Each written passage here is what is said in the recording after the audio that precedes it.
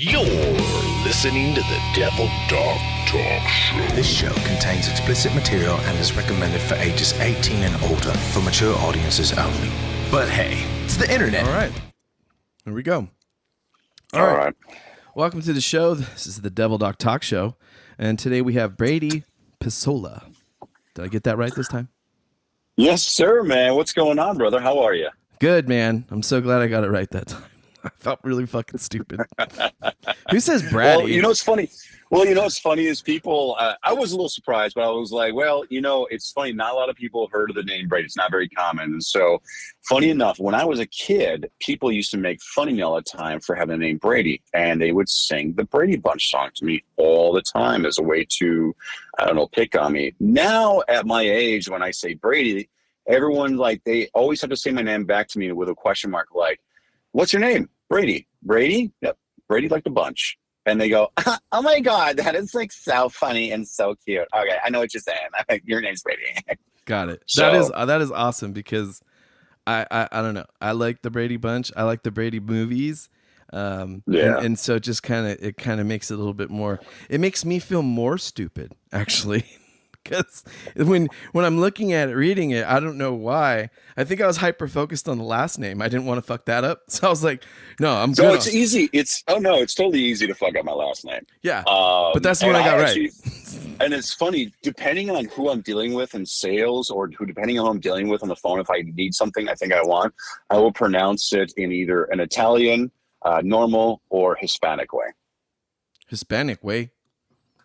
Now, what is the origin of Pisola? Like, that sounds Hispanic, but it could be Italian. Like, you're just literally covered everything that I could probably guess, Yeah, up until you look at my high cheekbone, blue eyes, and very pale skin. No, it's actually Finnish. Finnish? Yeah, so my family immigrated from Finland in the 1800s, but as for I can tell, a lot of my family ancestry from Finland comes from the Sami people of northern Finland. They were like the indigenous people that were there a long time before the Germanics got there and things like that. So, so Pisola is a vernacular for Peter's farm. Wow. That's really cool. I did not know that. They were Christianized, I guess. So it just often happened to the Sami people up there. The Christians came in. It's like, you can't speak your language, and you got to say the things that we say. And they're like, all right, fine. So, yeah, man. That is history. Pisola Cool. is Finnish. Yeah. Finnish. I would never have guessed Finnish at all. But that's really interesting. Most people don't, because it's not a traditional Finnish name. A lot of Finnish names you're going to have a lot of E's, a lot of I's, a lot of K's, a lot of N's in them.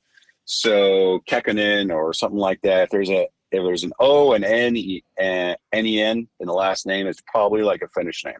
Sometimes you'll see something with Ola in it, Ola, but like Kentola. Yeah, is a Finnish name, but not a lot of Pisolas. There's a lot of Pisolas in the United States, and it's funny is because I get hit up by Italians on Facebook, like, "Hey, we're a family." And I'm like, no, we're not even close, brother. But I do love that you share that same last name. So, yeah, that is what up. I don't have that problem. Actually, I just learned that I do have that problem because a lot of with Martinez, people go, yeah, he's Mexican. That's no fucking duh. But no, actually, what I learned is that, of course, Spaniards, but duh. This is quite the obvious. But Filipino, okay? And a lot of people forget about the Philippines. And I'm like, oh, yeah, shit, my bad. I always forget. And I think I'm pretty positive I got Filipino family, like straight up. But I always forget that, names, and my wife just did that. I don't know if it's 23andMe or Ancestry or whatever the hell it is, but one of those two things that essentially you're selling your DNA to Blackstone, essentially. But the coolest part about it is you do get to figure out and have cool connections and weird experiences with people you'll never meet or know. But it's like neat to see some of that information they come up with. I refuse to do that 23andMe because you don't know what kind of crazy people are out there, and they're like, I'm a relative of yours. You're like, oh, you can crawl back under the rock of obscurity where you came from. Thank you very much. What are you? So I've heard some horror stories, and I'm like, you know what? I'm good with not knowing what I don't need to know and knowing what I know at the moment. Nice. Nice. And before we get rolling into it and to the next subject, I want to take a quick pause and say thanks to Podomatic. It's our host platform, and they got amazing things. They support us on this launch for the new season, and couldn't have done it without them at Podomatic.com. If you're looking into starting a podcast, they make it not only the easiest, but the flow of recording and getting your voice heard out there in all the major platforms. It's easy enough that I was able to do it. And if you're listening and you've heard my voice before, you know, bro, I'm semi-retarded. And if I could figure it out, I'm just saying you could figure it out. So make sure you focus on what your content is and don't stress about all the other junk because they got it figured out. Go to Podomatic.com, make sure you check it out, and get started today because it's free. That's the kicker. All right. So moving on with Brady. I was fucking so close to saying Brady again. Oh my God. My retarded brain.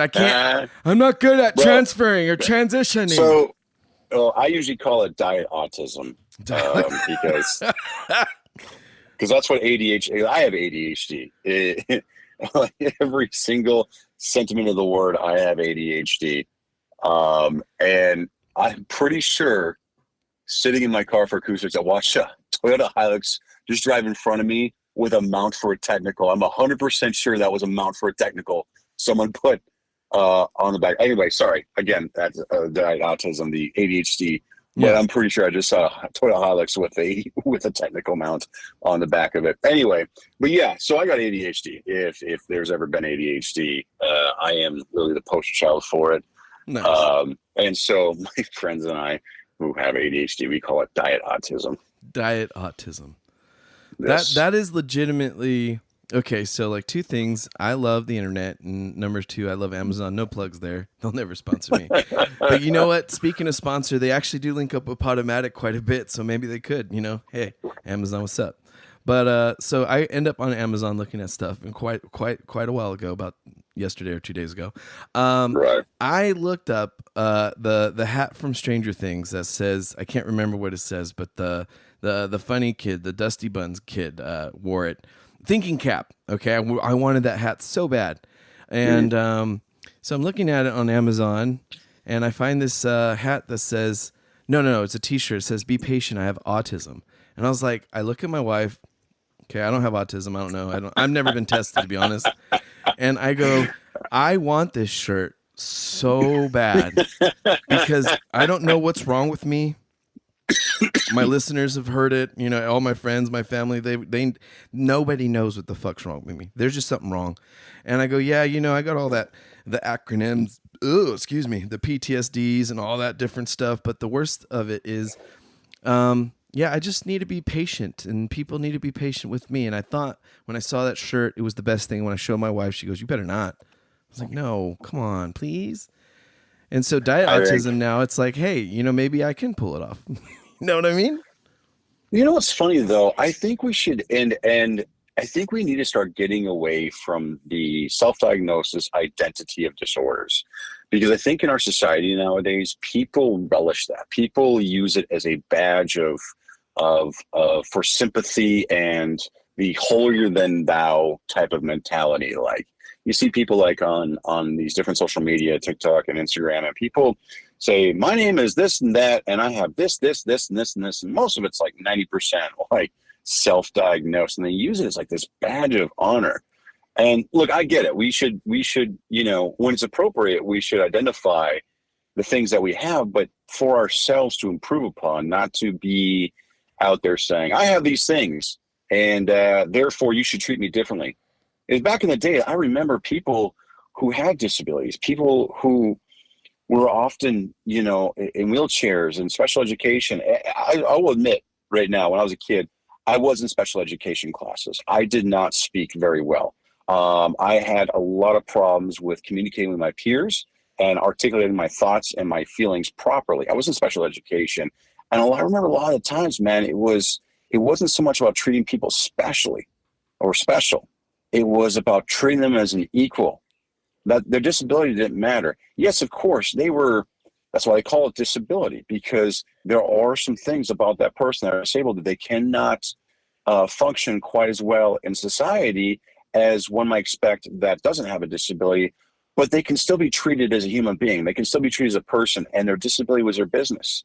And you still treated them as equally as possible, right? Like no matter what, like you treated them as a human being with respect, kindness, and dignity, no matter what. Exactly. You didn't treat them special, and they didn't want to be treated special. They want to be treated like everybody else. And that was what we should do. And now you have everybody out there who's using a disability for special treatment. It was absolutely anathema years ago to treat people with disability with special treatment because they just want to be treated like everybody else. And now it's like, oh, you're this, and this. Don't worry. Do whatever you want all the time. And no one can say a thing to you, even if you do something completely jacked up to some other people. You know what I mean? Like, yeah, that's a really great topic, though. That's a really great topic. And I hate to say it, like in our veteran community, people are using PTSD as a license to be a fucking asshole. And that's the shit that pisses me off more than anything else. You know, I've talked to wives before who've called me up asking for advice about their husbands because their husband had hit them or threw things or did like that. And they, well, he has PTSD. I have to understand. I was like, no, fuck that. PTSD is not a license to treat people like shit. PTSD is a hyper exposure that the amygdala has stored information in, that when there's a sensory cortex type of stimulus, that it enacts that type of a response for the fight or flight syndrome. It does not give you the ability to start treating people like shit. And that's the shit that pisses me off, is people use their disabilities as a license to be caustic, to be toxic, to be volatile, to be shitty to other people. I think one of my biggest complaints in the veteran community is using it to get free stuff, using it for over some, over emotional type of reactions, and using an excuse to get away with a behavior. Yeah, Fuck that. I see that too a lot. And in fact, a lot of people have questioned me about that, and I go, no, I just do it because like I got that shit. I'm not going to hit nobody. I'm not going to go crazy. I'm not going to make an ass myself. Don't get me wrong. I've been in the situation where cops come by and they're the ones escalating shit, and I'm the one going like, hey, this is a service animal, bro. Like we need to chill out. Like I've had it where, where security guards come in my medical appointment, have like, their weapons drawn, and I'm just like, hey, I got two options. I make an ass out of myself, okay?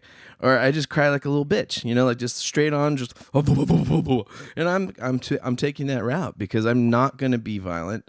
Like a lot of people don't know this about me, but my history is my parents are correctional officers, or were correctional officers. So like my number one fear is to be in jail. I don't look white. I don't look black. And I honestly don't look too Mexican. So that means my ass is fresh fish to everybody. Okay. And maybe that's a little vulgar for some people, but to me, it's like, no, I don't want to get effed in my A. That's fucked in my ass. Okay. By 3 different communities in the prison system. Okay. For fucking punching somebody or getting so angry I break my own shit or break somebody else's shit. People say that's logical. And I go, no, just it's not. It's like, honestly, I don't know what it is. It's just this innate fear. I don't do bad things because I don't want to go to hell and have the devil fuck me in my ass with the trident, or a pitchfork, whatever they got. And, maybe I'm obsessed with my anal cavity, but you're right. Like a lot of people, they have a diagnosis of something and they get lost in it. And I've had my ups and downs, ins and outs. It becomes their identity. It becomes their identity. It can, right? It can. And I think if you're trapped in the thought process of, transitioning and losing that identity of, service member or veteran, you can get washed in the rigmarole, of all the different things. And it can also be beneficial because I've seen it from VSOs and other things like that, where, they're very much more trying to advocate in that horrible stigmatized plane of thought. Right. And, right. And I go, yeah, you're right, though. It's no excuse, especially to hit a woman or a spouse, or, a woman hitting a man, or however motherfuckers identify, because I just don't have the time to fill that entire blank right there. But Right. you're right. Like, so my biggest thing was how you said you grew up and you had some adversity, but you overcame it through, it seems to be an education system or education. And I was reviewing some stuff about what you got going with the Gray Man Project. And I'm just curious, and what's the history of the Gray Man Project and what's the goals of that? So I started Gray Man Project back in 2020, right? That was when COVID came. So it comes from a place of preparedness, right? I taught survival for many years, on my own, to private clients and things like that. I laid it down, started a nonprofit to take veterans outdoors, hunting, hiking, camping, fishing. Did that for 5 years. And then in the middle of that, I started, Gray Man Project just as a a social media type of brand. And the idea was to bring preparedness in a more palatable format to the general public, because when people hear about preparedness, they think of like the Doomsday Preppers from National or Discovery Channel, and the weirdos on there who were absolutely just some of them are batshit insane. Right. So I wanted to bring preparedness today. It's a apolitical, non-doomy type of thing. Like, we should all be a little prepared. People were without toilet paper. Right. One of the things that no one ever thought would be such a hot topic or emotionally provoking resource to not have was toilet paper. And people were losing their minds over. People were trying to price gouge out. People were trying to store it. And luckily, I live my wife who, I looked at her and asked if we had any toilet paper, and she was insulted that I had asked such ridiculous questions, because her mother's from Vietnam, and they are low-key preppers, because if it's cheap, it goes on sale, it gets bought, because you don't know what's going to happen again. And I accidentally insulted my wife by asking, do we have toilet paper? But that being said, so people Gray Man was about the idea of taking preparedness and giving it to the average public in a more palatable format, where they can go like, okay, yeah, this is like apolitical. This is just more about like, okay, I should have some extra condiments. I should have some extra food, some extra water, some extra cash here laying around in case I need to pay cash, or whatever it is that they needed that they were prepared for as an extra item, And so the idea of Gray Man also comes from the preparedness community. Gray Man is the idea of blending in with your environment or the people around you, so as not to tip them off about the fact that you might be carrying a firearm, you might be military, or you might have special skills that make you a target to bad people, right? Fair enough. That's the very basic idea of a Gray Man. But for me, the idea of a Gray Man, yes, blending in with your surroundings, but it goes beyond that. To me, a Gray Man is a thinking entity. It's a rational entity. Because to really truly blend in with society or with certain subculture groups that may aid in your survival, you need to be able to shed certain biases that might make you adversarial in the groups you're trying to blend with for your survival. So that means shedding your ability or shedding your biases, like cultural biases, religious biases, socioeconomical background biases, cultural biases, the biases that you have, political biases especially. In order to happen, you have to be a very objective and rational creature. You cannot be an emotional creature. And we are ruled by our limbic system. We human beings are inherently emotional creatures. And so the more that we study our minds and we practice certain things, which we'll talk about later on, I believe a person can become more rational and therefore more tactically efficient in their personal goals and professional pursuits. And so what I've done over the last couple of years is I've studied Stoic philosophy for the last 5 years, and it helped me a lot dealing with a lot of my own mental issues I was dealing with. Stoic philosophy is more of a pragmatic philosophy. It's not like, potheads sit in a circle asking about the universe. No, this is more a logical, pragmatic philosophy that uses the cerebral cortex to attack the limbic system. And the cerebral cortex is the part of your brain responsible for rational, logical thought. And the limbic system is responsible for emotional response, stimulus response, and behavior. And so to me, the Gray Man, the project now, is a more tactical adaptation of Stoic philosophy to present a pragmatic way of controlling your emotions, being more efficient in your tactical skills, and allowing yourself to be more socially independent, mentally resilient, and self-reliant to live a more happier, peaceful life. That's remarkable. No, that's really awesome. I really dig that. And not to get confused with other types of thinking or philosophy, right? Stoicism, just so you can get a little bit more in depth on that. What is that exactly? So people always hear this term like, oh, that person's stoic, right? They think of like Spock from Star Trek, and they think it's a suppression of emotion. It is absolutely not a suppression motion. Stoic philosophy is a Hellenistic philosophy that came, 2,500 years ago. The original was like Zeno, Citium, crashed. It was a Phoenician merchant, crashed, and then ended up in a Greek town and was like wandering in some library. This is the story. Wandering in some library. It was like, love philosophy, the idea of philosophy, asked about a philosopher, had met up with one, I forgot the name, something I can't pronounce more than likely. And then he was the original founder.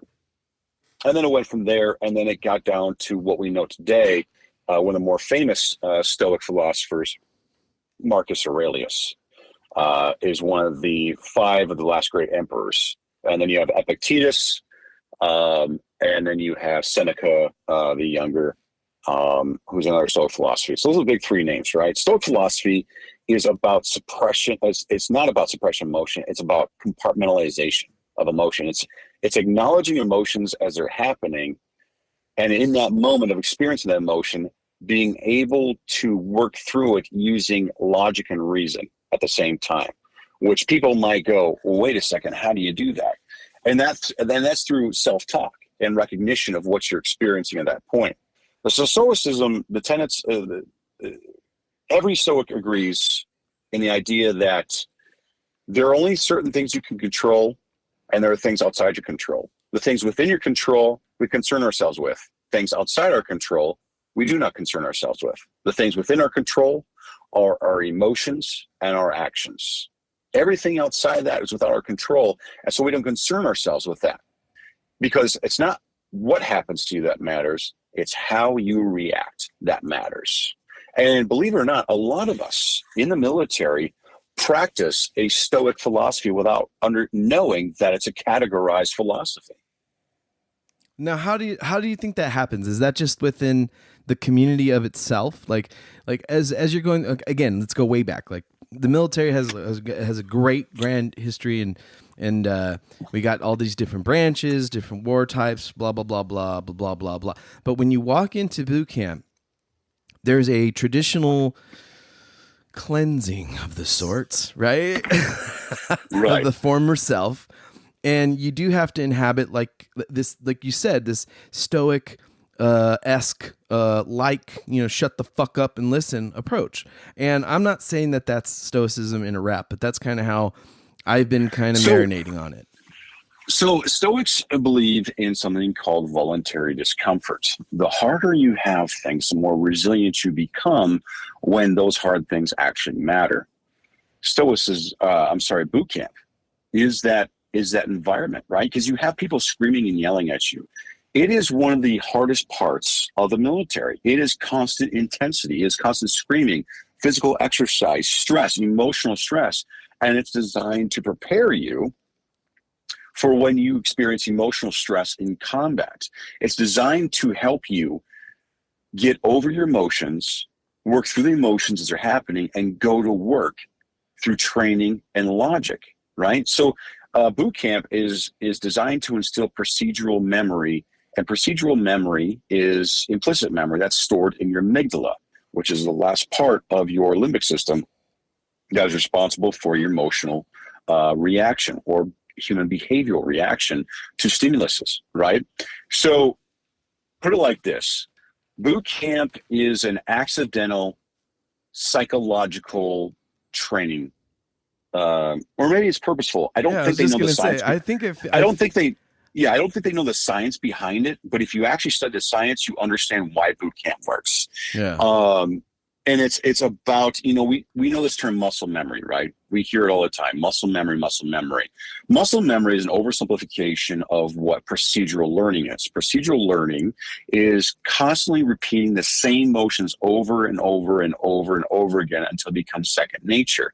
A lot of what we know that is second nature is stored in our amygdala.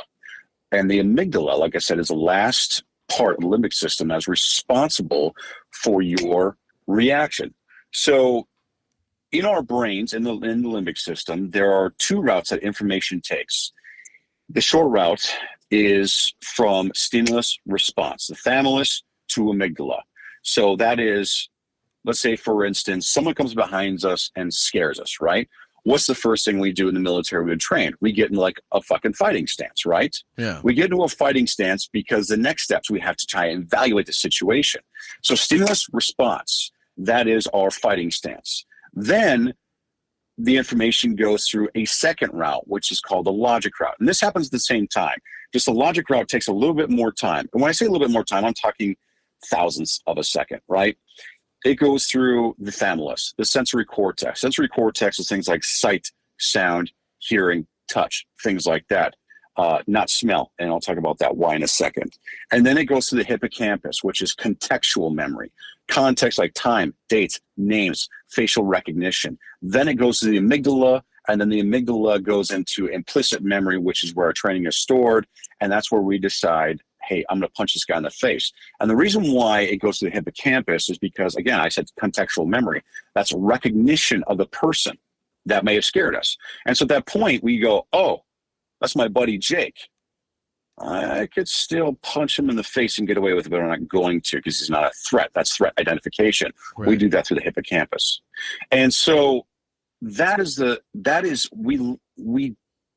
stored in us in boot camp. That is training us in boot camp. Our rifles, our pistols, right? The first time you pick up a pistol or a rifle, right? Stance, grip, shoulder, sight line, sight picture, trigger control, all that stuff, right? We learn that. But after a while, it becomes so ingrained in us, that muscle memory, for lack of a better term, or a simplistic term of of procedural memory, that now after a while through boot camp, it just becomes instinct. It becomes quick. It becomes immediate. Now, because we have that immediate response, our brains, our cerebral cortex responsible for higher rational thought, can now identify a target. So we're not just shooting. We're, hey, my body says, ooh, there's a threat, possible threat. Let's prepare ourselves. And it gets us into that fighting stance or that rifle stance, that combat stance or pistol stance, right? And then we go, oh, okay, this may not be a threat. It allows us threat identification. Boot camp teaches that. They just don't go through the science of it. And it's not till later on, if you actually study the science behind it, you understand why boot camp works. And so Stoic philosophy, yes, we are still ingrained in a certain sense of Stoic training without us knowing the actual nomenclature for it. And I don't think the military really understands that there's a philosophy, a well-documented philosophy behind it, because we do go through voluntary discomfort. We are putting ourselves in a constant emotional mental stress. I was 119 pounds when I joined the Marine Corps. When I went boot camp, I am 6'1". I was the skinniest motherfucker you ever met. Very small. Very small. And I still made it through boot camp because I had already been indoctrinated in a lot of emotional abuse as a child. And I've been through a lot of adversity as a child. I wouldn't say emotional abuse, but a lot of adversity, a lot of emotional adversity through it as a child, that when it came to boot camp, I was like, oh, this is what you got for me? Okay. But I still made it through boot camp. I still made it through boot camp as a skinny little fucking, jackass. Yeah. Because it was an emotional challenge. Yeah, it's a mind fuck say it's game. 90%. It's a mind fuck game. Yeah. It's voluntary discomfort. And they break you down, build you back up, break you down, build it back up, and they create mental resilience. Mental resilience is the life-saving ability. And our society, I think, just does not have value in mental resilience anymore. It's more, our people's morals and ethics are based off emotional reaction. If you don't feel the way I do, then you're wrong. That seems to be the typical expression, right? If you don't feel the same feelings I do, you're not a human being. You're terrible. And so we in the military, when we get out, we're often labeled sociopaths or whatever it is. And the reason why is because when we go through the military, we learn to compartmentalize our emotions and go to work logically, rationally, as well as using our implicit memory of our training to go to work. When someone gets shot or something happens to somebody, yeah, it sucks. But you don't mourn over them right off the bat. You apply a tourniquet, provide cover, and go back to fucking work. That doesn't make you a sociopath. It just makes you a person who is using training at that point. You don't have time for emotion. You're going to have emotion when you get back to base and you have downtime, but your brain is in the fight. Your brain is in the game. It's in the job at that point. And when we get out of the military, our brain is still like that. It's go to work. It's, hey, I will worry about my feelings later. This job needs to get done.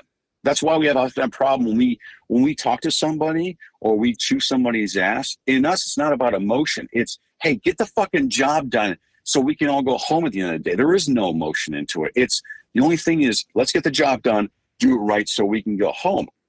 And a lot of guys get out of the military, they get in trouble because they speak like that because there is no emotion behind it. It's professionalism. It's work. We cuss and swear at each other in the military. Yeah. We don't take it personally because it's not personal. Exactly. That's how we communicate. And so when these guys get out, these guys get out, they yell and they cuss and swear at an employee or at a coworker who doesn't have the same training, and they don't understand why all of a sudden HR wants to hear the funny words you've been using lately at employees. It's because to you, it's not personal. Cussing and swearing is just, that's what it is. It's not personal. There's no anger behind it. We always sound angry, but we're not angry. I sound angry half the time. And unfortunately, I've been cursed with this resting bitch face that I have. I actually have to go out of my way to be kind and sweet to people and take the bass out of my voice so they don't think I'm a dick, So boot camp is that stoic application of voluntary discomfort and training to compartmentalize our emotions in order for us to be able to go to work, for us to be able to apply tactical applications in the moment when we're getting bullets shot at us, because what our body does and goes, that's a bullet. Okay, we're going to dump a whole bunch of shit into your body to allow you to fight this off. But the one thing it does not allow you to do is emotion, because your parasympathetic nervous system takes over, your limbic system takes over. And that training in the amygdala allows you to go to work, despite the fact that the amygdala is responsible for emotional reaction. But the second nature of professionalism and go to work overrides that. And it's just absolutely interesting. If people actually studied, took philosophy and took psychology to boot camp, they could make it so much better and more precise and scientific. Yeah, I agree with that, because coming to terms of philosophy when you're a young man, and I've noticed this too, transitioning and doing a lot of therapy, do tons of therapy for the past 12 years. And what I was actually telling my wife this morning, I'm going to get a shirt that says, applying my therapies daily, okay? Because to me, you always have to reassert the tools learned. You always have to practice. And like you're saying, for a lot of veterans, even myself, I'm a sweet guy. Everybody knows that. But I look like a big angry bear, okay? And I understand that. My family tells me that. Like, you brought up the weight for boot camp, so I'll share mine. I was the opposite. I was 254 pounds of man beef at I think it was either 18 or 19 years old, right? And I grew up wrestling. You were a big old bear, weren't you? Yeah, I grew up wrestling and playing football, right? I wrestled 275 pounds, even though I only weighed about $185 at the point, because I could not gain enough weight just to be strong enough to wrestle these guys. And it was so much fun because, to me, I was in the military now, and to lose the weight in boot camp, I dropped down to 205. And it was easy because I grew up wrestling. And Navy boot camp is not the most physical of boot camps. It has its parts that are difficult. I think I was fortunate. I was a all male ship, or a platoon, whatever we used to call ourselves, battalion. I can't fucking remember. And the coolest part though is we ended up doing all the good stuff, right? So like you were saying, getting the fucking job done began in boot camp for me. And I didn't necessarily understand the philosophy or the psychology behind it. I just knew how to perform. And what I learned, though, getting older, doing all these therapies, is my brain actually wasn't even fucking fully developed to have that option of executive functioning, pragmatic digestion of information, consultation of my higher self, that emotional awareness, and that ability to look beyond, beyond the immediate reaction, right? Which of course you just explained is highly valuable to the vast majority of military work or operation. It's okay. We have a task, we accomplish task, we go get drunk, get fucked, get going, and then we wake up in the morning, do a lot of PT, come back and do the whole thing over again, right? And to me, I noticed that transitioning was a very abrupt shift in culture. It was a culture shock.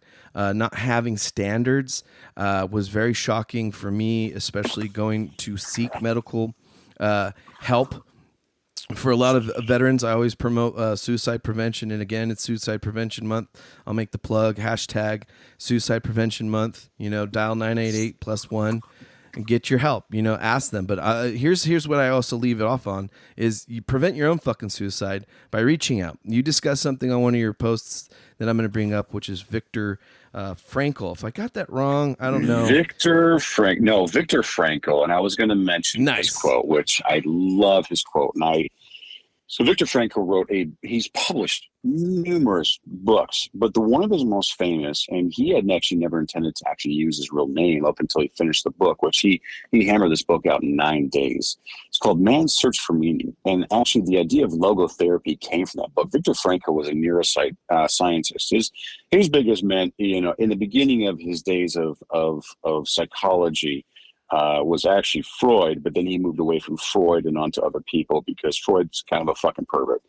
But that being said, so Viktor Frankl, yeah. No, it's like the definition of, I think, celebrity philosophy. It's like, I have sex, I do this, I have sex, I do that, I have sex. It's like, that's very Freudian, but sure. Well, I mean, Freud comes with some truths, right? If you look at the history of mankind and our desires and motivations as a man, as a human being, yeah, there's a lot of truth to it. But that being said, Viktor Frankl was a Holocaust survivor. He watched his parents go in the gas chambers.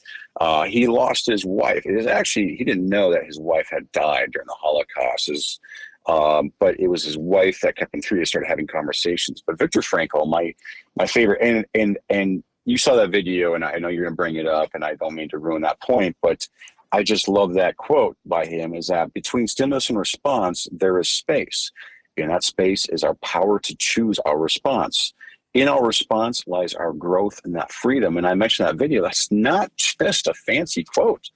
That is physiology. That's what I was talking about before, between the short route and long route of information. Is that long route is that space where we get to use the cerebral cortex is responsible for cognitive thought, and this there that we get to recognize our emotions as they're happening, or PTSD. And I'll talk about, and this will be an interesting subject, I'm sure we'll get torn apart many different ways for Sunday, but PTSD is what I call warrior blue balls. And we'll get to that later why.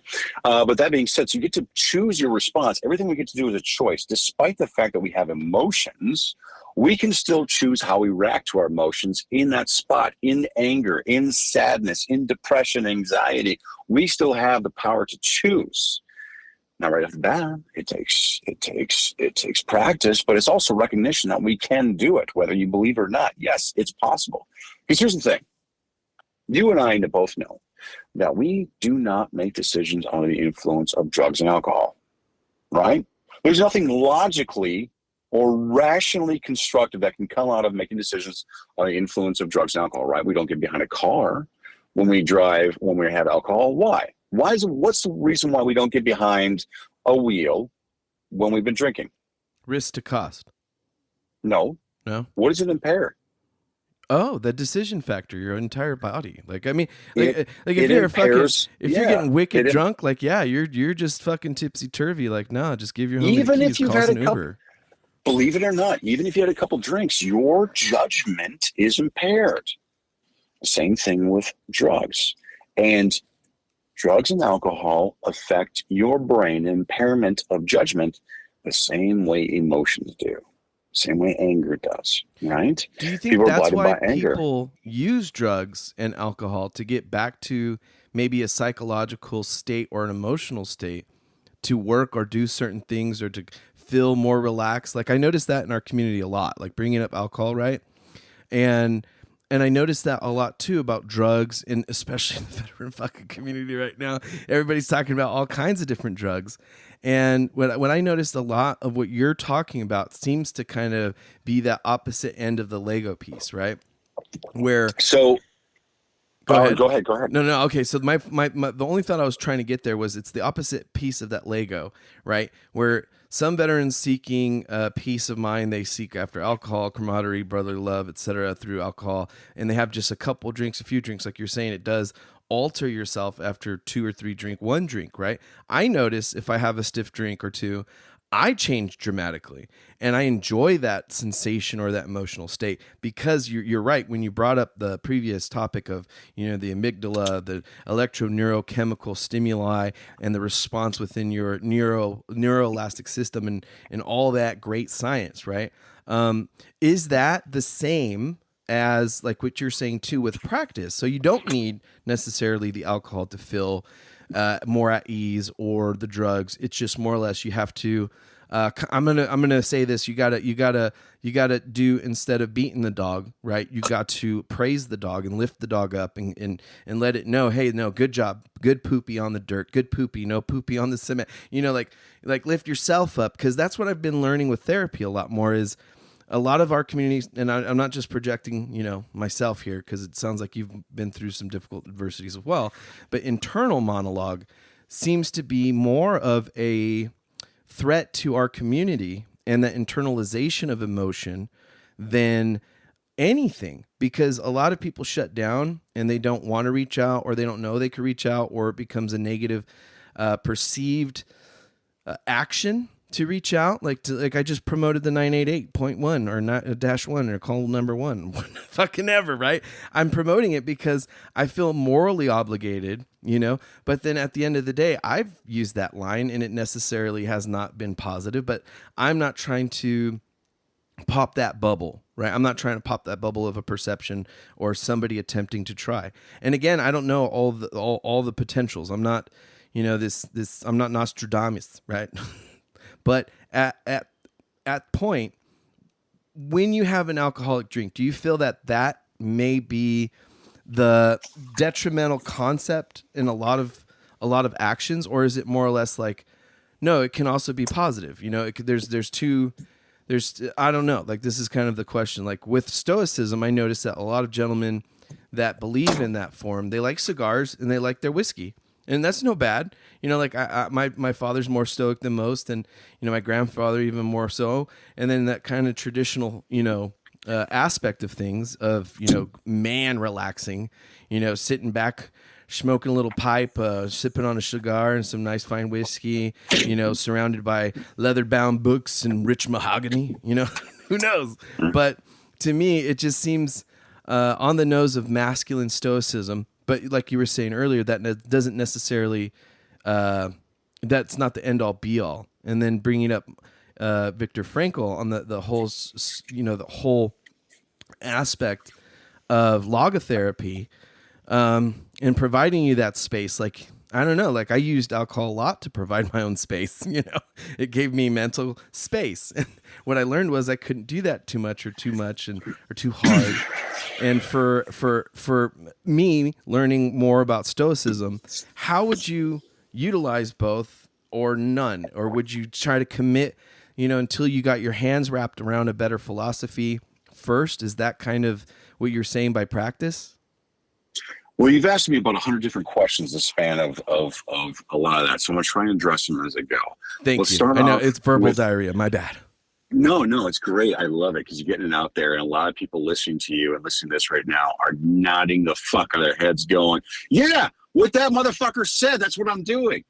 And look, we Marines, Navy and Army and military, we are still subject to the human condition, despite how superhuman we may think we are still subject to the human condition. Until I come up with a cure for that, we're fucked. So we have to figure out what creates some sort of peace in our minds. We are creatures of habit, and we're lazy. Humans are lazy. We take the path of least resistance. The path of least resistance for us in the military to quiet the noise in our head, the anxiety, the depression, the negative internal monologue that we experience both when we're in the military, after combat, and out of the military, we want to quiet the noise. Now, we often know and told how hard it is to get treated by the VA. We know how long it takes. We got to fill out packets of paperwork. We have to turn this in, write this statement, write this letter, go to counseling, get medication thrown at us. Or it's just easier to go down the road and buy a bottle of Jack and quiet the noise that way. And what I'm convinced is that we don't get addicted to the substance. We get addicted to the relief that it brings us. You can't sit there and deny, and I'm not saying you, but people out there that might think they're above this type of idea. You can't sit there and deny that alcohol doesn't quiet the noise. It certainly does. It helps distract you. It helps calm the nerves. I'll do a couple sips of Jack and Coke of a strong drink. I'm already feeling better. The noise is quiet. I'm feeling things are at peace. Things are okay, because it helps keep the brain from chewing on that stuff. Now, Stoic philosophy talks about moderation. There's 4 virtues in Stoic philosophy, and that is wisdom, courage, justice, and temperance.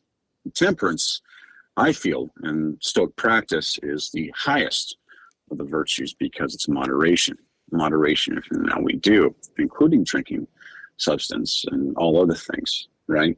And so, yes, of course, even Seneca said we should go for walks outdoors and occasionally drink and allow it to consume us, to help get rid of the noise in our minds, paraphrasing, of course.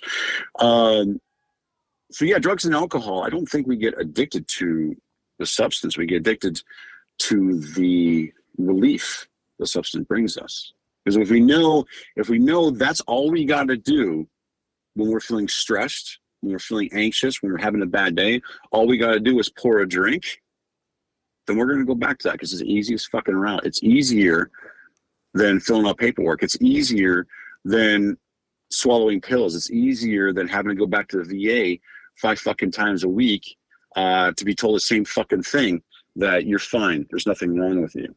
Well, the biggest battle that I find that veterans have that brings them to drinking, that brings them to substance abuse, we get out, we fight a battle. We fight the battle of insignificance. And that's what we're fighting. You know, we get out and we lose a sense of purpose. You know, when we're in the military, yeah, we're all numbers, but we felt we're serving something higher than ourselves. We're serving the military. We've all been led to believe that serving the military is the most honorable thing a young man or woman can do for the country. Especially a lot of immigrants that come in and they want to give back to the country that gave them so much, that gave their family freedom. And there's nothing wrong with that. And I think that's amazing. And I think it's true. And I firmly believe that it is giving something back to our country. Not the government, because people tend to confuse the country with the government. You can not like the government and still love your country. I completely agree with that. but that being said, we feel like we're given something. And when we get out, we have all these skills, these abilities, everything we've been trained to do. And we feel like they're at rest. And the one thing that scares the shit out of us most is falling back into mediocrity, because we spent 4 years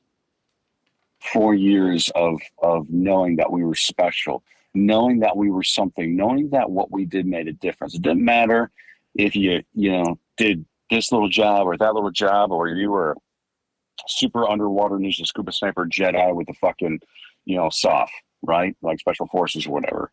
We all felt like we were part of something bigger than ourselves. And when you get out, you feel insignificant.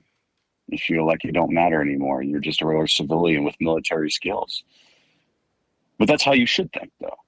So the thing is, I call it the Uncle Rico of the Veteran Society, the disgruntled veterans that get out and they constantly, wear their military service like a washed-up jock wears his letter jacket from high school.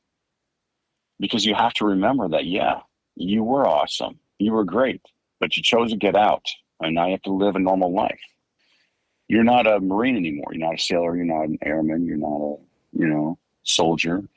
You're a civilian with military experience. And it's up to you to exploit that military experience to become amazing at whatever personal goal or professional pursuit you put it to. But back to the alcohol, yeah. Alcohol and drugs are one of those things where it's a path of least resistance to quiet the noise in our head. And you couldn't blame a man for seeking that out, especially the military, for how much it takes to go to the VA and get stuff squared away. And of course, it's just easier to pick up a bottle of Jack and handle your issues that way. But that's not healthy. Not at all. That just creates short relief. We have 4 chemicals in our brains that allows us, it's a reward system for doing good, positive things that create a better outcome for us. Dopamine, epinephrine, serotonin, and oxytocin. Those are the 4 chemicals, and they're reward chemicals. And the problem is nowadays is we're trying to hack that brain and get those chemicals without earning it. PT, weightlifting, running. We have to earn our dopamine these days. And the problem is no one wants to earn their shit anymore. They just want it given to them. They think, and our brain isn't wired to give us those chemicals all the fucking time. We have to earn it. We have to earn the serotonin. We have to earn the oxytocin. We have to earn the dopamine and epinephrine. We have to earn those chemicals. That's why they're called reward chemicals. That's but a unfortunately, very interesting look at it, though, because you're right. Well, like a lot of, like, take it back to the not just the transition of creating or ego death. To me, what you're describing as transitioning from somebody that was significant to now somebody that's not, it's a form of ego death that one has to go and transcend through. And 100%. Yeah, 100%. Your pride and ego gets shit on, and you have no idea how to handle that when you get out. Exactly. And then so those potential positive chemicals, like where you're taking charge of something and there's a direct result. I noticed that delayed gratification only occurs within the how do I say this? The top, not bottom up, but top down populace, right? So if you're in authority, there's a lot more quicker reactions, and that correspondent emotional state seems to transcend a little bit quicker. But for most people, day in, day out, trying to transition in and out of the military, especially the younger group of people that may not understand or have or created a different identity through growth or perspective or philosophy or psychology, they may just be overwhelmed with the process of ego death, right? And they get stuck. Like I get stuck constantly. Like you brought up the whole feelings of insignificance, right?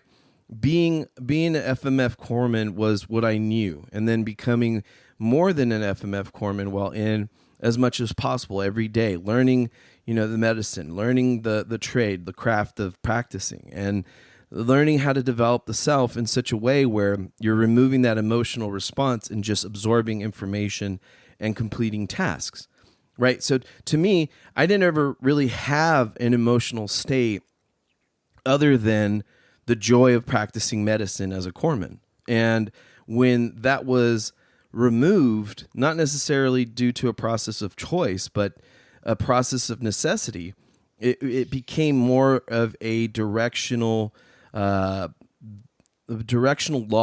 of identity, right? You're getting out, you're falling into these gaps. I'm not gonna put it all on everybody 100%. There's a lot of things in life that are difficult, but seeing, like what you're saying, through stoicism and observation and kind of what that Viktor Frankl describes as the search of purpose, right? Man's search for meaning, right? The concept of developing oneself, regardless of even the known and unknown, you have to strive for the positive potential, right? And that's kind of what we did in the field. right? I didn't apply a tourniquet knowing 100% that shit was going to lock on and stop the bleeding. You apply it and you hope and you have faith and you utilize all your strengths. Training. Exactly. You trust your training, you trust your team, you trust what you've been doing, and you keep doing it. And I think that's kind of the difficult part is, again, there wasn't a delayed gratification with that type of work. Okay, let's not. It was immediate. Right? I mean, don't get me wrong. Like, yeah. it was immediate. You did something, but even then, you weren't thinking about it, right? It just was coming as it was happening. You weren't like, God damn, I need a little shot. Little daddy needs some serotonin today to get through the day. Or, you know, it was, if you liked what you do, you're always going to have a good feeling, even without the drugs, even without the forked brain chemicals. You're going to feel good because you're just happy to be there. You're happy to fulfill a purpose. And like you said, that ego death when you come out, you know, it's oh fuck, I'm insignificant. It is literally the battle of insignificance. And we do not like considering ourselves mediocre. We don't like mediocrity because we didn't do 4 years just to fall into mediocrity because we weren't mediocre. We were amazing. Every single one of us, our minds, our bodies, our souls were sharp. We were lethal in everything that we did.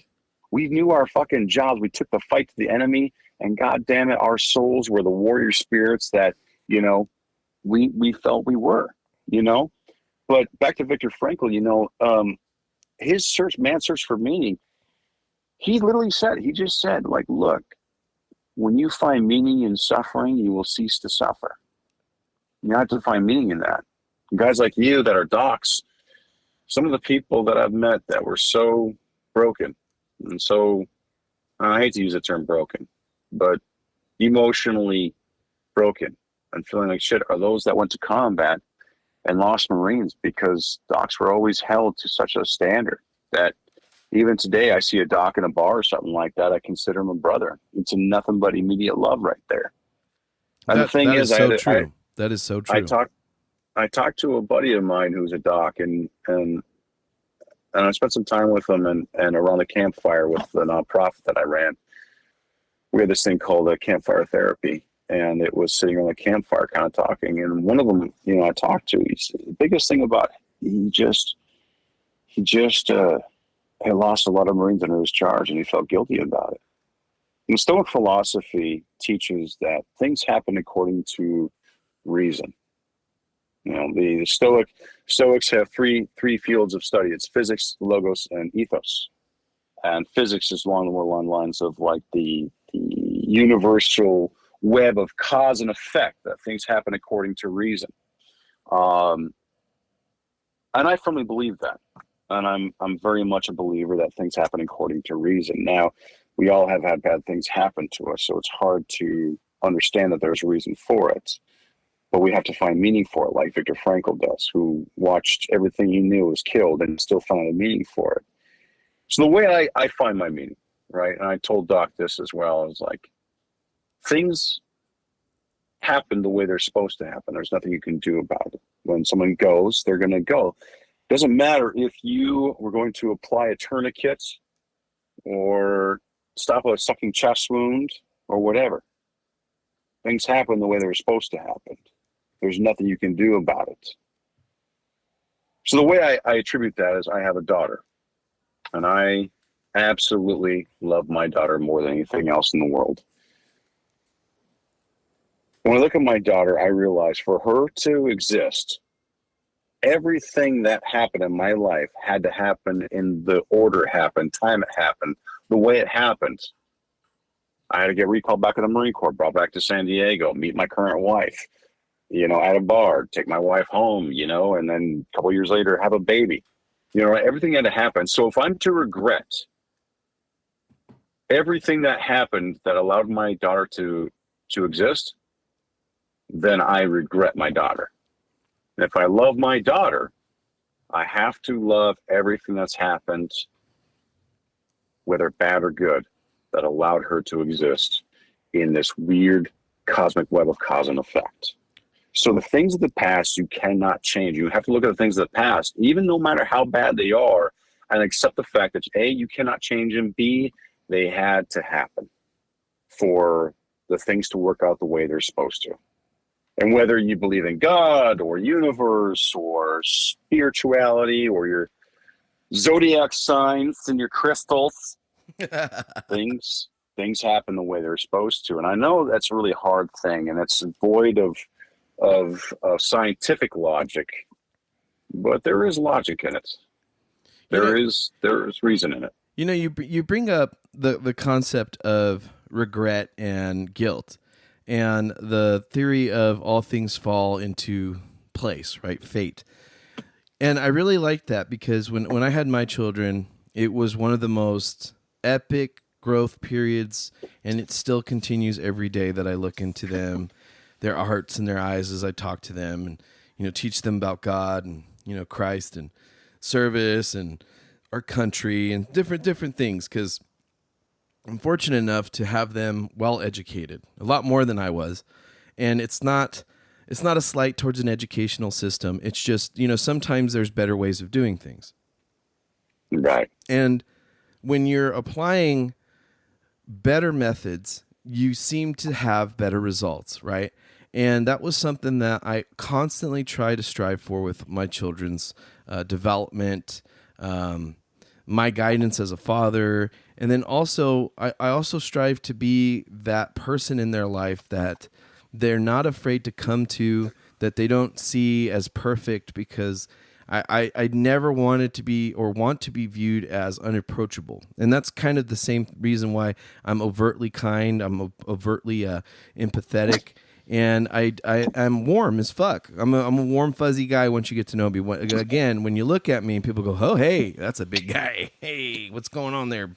But a lot of the time, I find that to be an internalized thought process. Now, when you bring up the phase of growth, like when family development and the concept of digesting the progress of becoming a man and a father, like when a young boy, right? Not to discredit women real quick, but I don't know what it feels like, nor could I give advice what it feels like, or even give an experience or example what it feels like to be a woman or a female, period. So hopefully, I do think and I do believe that it does transcend experiential wise slightly, but I do also notice that men exist on a different ethereal plane than women, and the thought of equality seems to not only diminish the values and moral fabrics of our society, but our own internal morals and ethical observations of self and identity. Now, like if I held the door open for people in general, I don't expect to be thanked anymore. I don't expect a woman to think that this is what I should do or shouldn't do. I just do it because it's kind. If I'm exiting a building and you're coming into a building, you know, I'm not trying to be a fucking cunt here. Like, I'm just going to hold the door open. Like, even if I'm walking with my cane and I'm in the way and, you know, I'm like, hey, dude, let me get the fuck out of the way, because, you know, that's called kindness. Like, at least that's what I was raised to believe, you know, being kind to each other. And that was something in the military that I do tremendously miss, is just being greeted. Like, hey, how are you? What's up, Doc? Like, you know, like some Bugs Bunny shit. Like, you know, like, but I miss those interactions, those simple interactions, but also those in-depth kind of transitions like you're bringing up. I think it's remarkable to discuss them.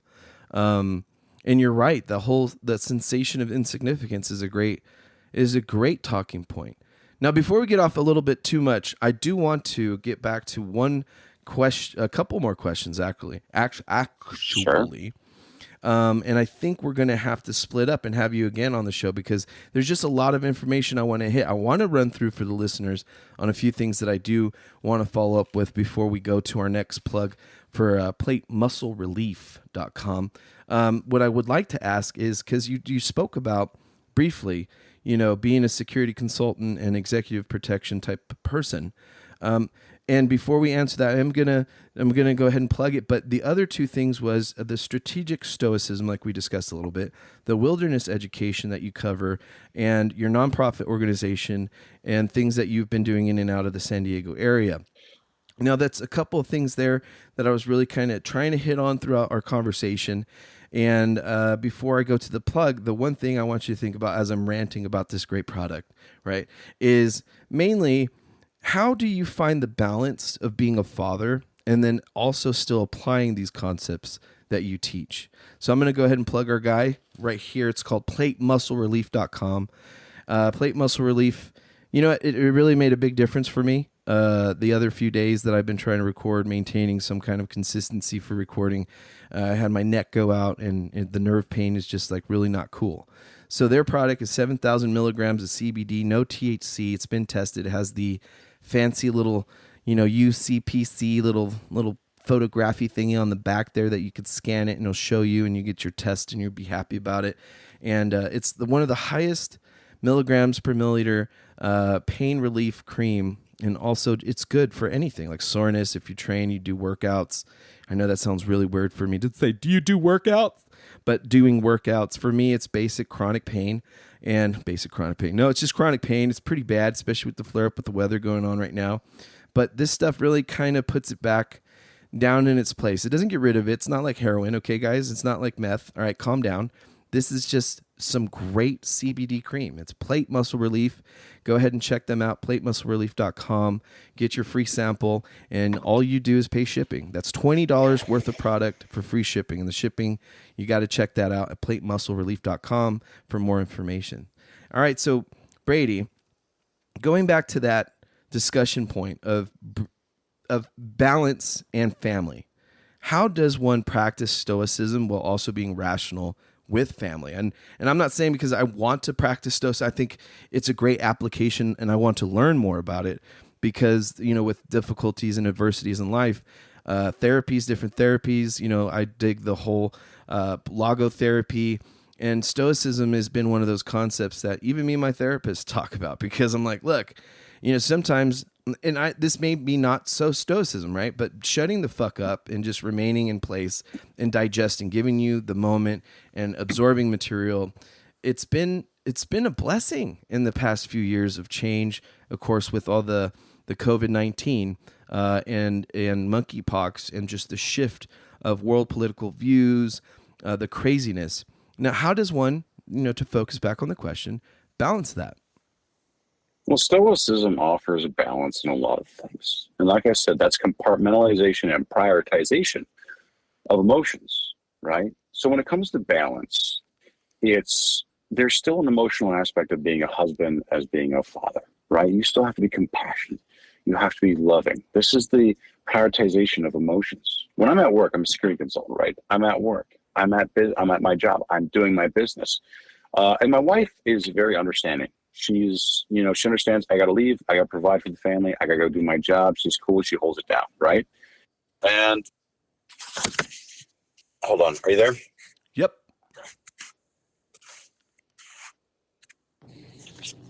My earpods died. Back to balance. Right. When I come home, I have to try and remember that whatever happened at work. It has nothing to do with being home. And sometimes having that ability to stop somewhere or sit in your car for a few minutes and change your mindset into what you've been, right? Flipping that switch or hitting that dimmer switch of talking through yourself and saying, okay, I'm home now. I'm only considered a security consultant or EP agent in terms of protecting my family. But when it comes to dealing with my family, when it comes to spending time with my wife and my daughter, you have to concentrate. You have to put your all into it. Marcus Aurelius is one of my favorite quotes that he says in Meditations is, concentrate every minute like a Roman, like a man, on doing what's in front of you with precise, genuine seriousness, tenderly, willingly, and with justice, and freeing yourself from all other distractions. That is the key to everything that you're going to do, whether it's your job, whether it's your family, is to concentrate with tenderness and willingly and seriousness and with justice. And Stoicism talks about justice. Justice not like in the legal sense of malum in se and malum prohibitum, but justice in the sense of how you treat people with kindness, dignity, respect, compassion, and empathy, even when you don't want to, because it makes you a better man, right? We should always strive to go to bed a better man than we woke up, right? So I find balance in my family in making sure I focus on them, When I'm home, I'm home. That's where my mind is. If I need to have a drink or something like that to get my mind in the right state, to get into that, try and calm the noise from the day or something like that, then I'll do that. But not so much where it takes away from my family, where my mind is distracted by the alcohol.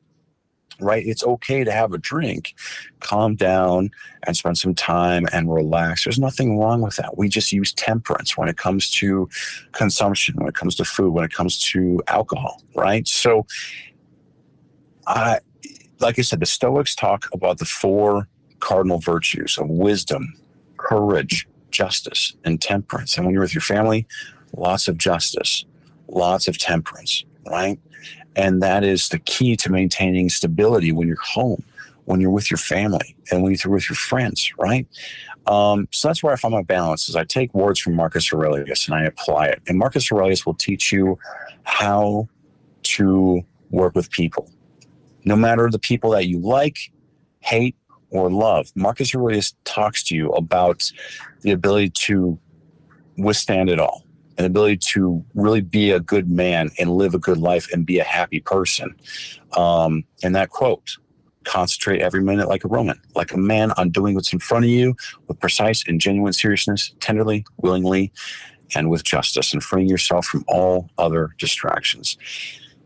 The thing is about Marcus Aurelius is that book, Meditations, it was a diary to himself, because as Roman emperor, who do you have to complain about? Or to complain to? Nobody. Because if you're a Roman emperor, they will fucking kill you if you complain to anybody. Even Marcus Aurelius says, don't ever be caught or overheard complaining in court or even to yourself, right? It just kind of instills that negativity, right? Be grateful, right? Understand human beings. He says, if we can't teach human beings, learn to bear them. All right. So that even when people are bad to you or mean to you, or they disgrace you or try and hurt you or disrespect you, you still treat them. And this is going to be a lot of people be like, nah, fuck that. You still treat them with justice, kindness, dignity, and respect. Not for them, for you, because that's what a good philosopher does. That's what a good man does. And that's how a man finds peace. That's how a man finds happiness, is to be, how do I say this? To act dignified, to treat others with dignity is to be dignified in yourself, right? You have to treat other people well, regardless of how they treat you. And that's how you find peace and happiness. When it comes back to the family, finding balance and stuff like that. I have a daughter, man, and every single moment with her is precious, right? Because money comes and goes. That's what people don't understand. It's like, I don't know if you ever listen to that song, The Cat's in the Cradle and the Silver Spoon. If you actually listen to the words of the song and you're a father, it fucking crushes you. It will fucking crush you. I'm gonna have to re-listen to that. I like those kind of emotional torments sometimes. Like you're saying, like voluntarily difficult adversity, right? Or can't remember how you put it a moment ago. Voluntary discomfort. Stoics love voluntary. It's kind of like people talk about voluntary discomfort, things like getting into a cold ice bath and things like that, or running miles on end, or working out, right? It helps strengthen your resiliency. But yeah, voluntary discomfort comes from also the exposure to highly emotional things. So you're talking with a therapist. He said, or he or she talked about Stoicism. A lot of cognitive behavior therapy is based in Stoic philosophy. A lot of the things that we need to understand about our minds have been taught by the Greeks in Rome 2,500 years ago, because 2,500 years ago, they didn't have therapy. They didn't have drugs to throw at you. They had wine and they had philosophy, because everyone tried to figure out why the fuck their life sucks so much and how do I make it better? People don't understand that 2,500 years ago, life fucking sucked. Unless you're a nobleman, statesman, or some sort of rich person. As a peasant, as a slave, your fucking life sucked. That's why Stoicism was so popular, because Epictetus, who was a slave, in fact, his name means owned. His name means property. He had a bum leg. He had walked on a crutch the whole time. He is referenced by Marcus Aurelius more than any other philosopher. And Marcus Aurelius was an emperor. That means a slave and an emperor can study the same philosophy and find peace and happiness. Marcus Aurelius didn't want to be an emperor. He just wanted to be a philosopher. That's all he wanted to do. But the gods gave him the duty of being an emperor. And so even Marcus Aurelius says, do your duty. No matter what you're doing, no matter how much you hate it, no matter how much you like it, do your duty, because that's what you're born to do. That's what you're doing right now. That makes you a good man. Concentrate like a Roman. See, that's remarkable. I very much enjoy that belief system, at least the concept. And I'm very excited to invite you back on towards the middle and even again in the end of the season to discuss a little bit further and to kind of just keep progress of all the great concepts and great things you have going on with the Gray Man Project. Again, I appreciate your time and energy and thoughts and conversation here. I'm actually just trying to brood in it. Not to over talk about the great subjects, and we'll save it for the next show.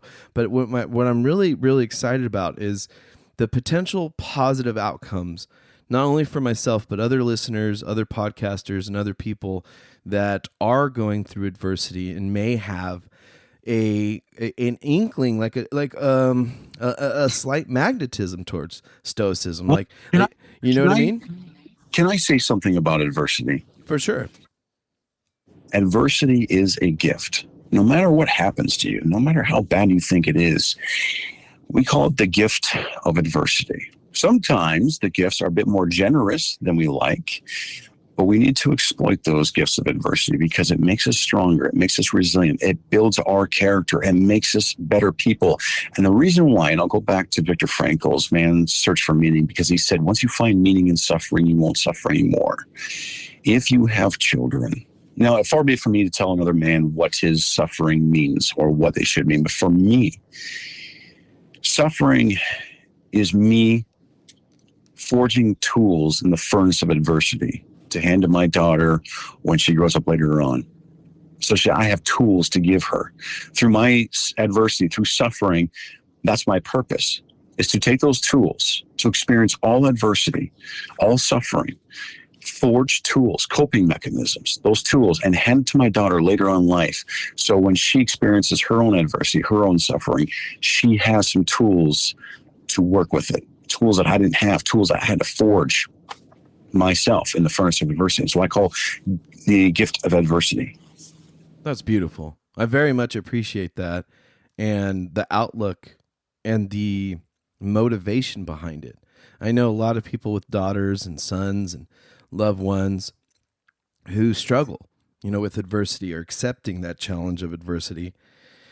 And I've been one of those as well. I've been on both sides of adversity, me kicking its ass and it's kicking my ass. And I think that's a humbling perspective to acknowledge, right? We're not always going to win every match, right? But if we go out there and we wrestle and we give it our damnedest, I think we'll come out above it all.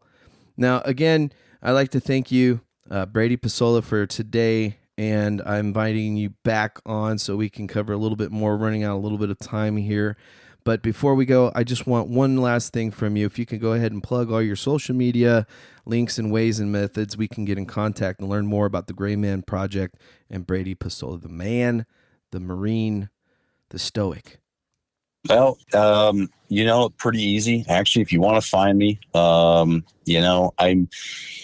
still experimenting with my website. I'm still experimenting. I'm still trying to figure out what I want to do when I grow up. I still love doing the exec protection and consulting and things like that, but I would like to be a coach and a speaker. But for now, just follow me on the old Instagrams. It's at Gray, Gray, .man, MAN, .project.